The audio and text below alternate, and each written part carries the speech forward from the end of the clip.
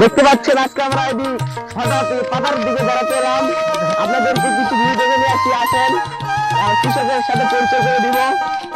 কৃষকগুলো দেখতে পাচ্ছেন এখানে চায়না থেকে একটি ড্রাগন, যেটা আমার বাংলাদেশে আসা হয়েছে। ড্রাগনটি উচ্চ ফলনশীল, এত সুন্দর ফলন আমাদের বাংলাদেশে এই ড্রাগনটি হয়। আরো দেখা আসেন যেটাকে বলে টমেটো, এটার নাম হচ্ছে টমেটো। এটা বছরে একবার ধরে, গাছটি আমরা ইংল্যান্ড থেকে নিয়ে এসেছি। আসলে আমাদের সাথে এটাকে বলে বাঁধাকপি,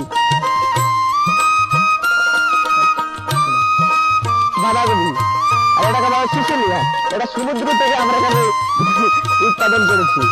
এখানে খুব কষ্ট করে গাছটি আমরা উৎপাদন করেছি এবং খালেন থেকে পোস্ত নিয়েছি। পোস্ত, এটাকে ঝাল বলা না, এটাকে বলে মরিচ।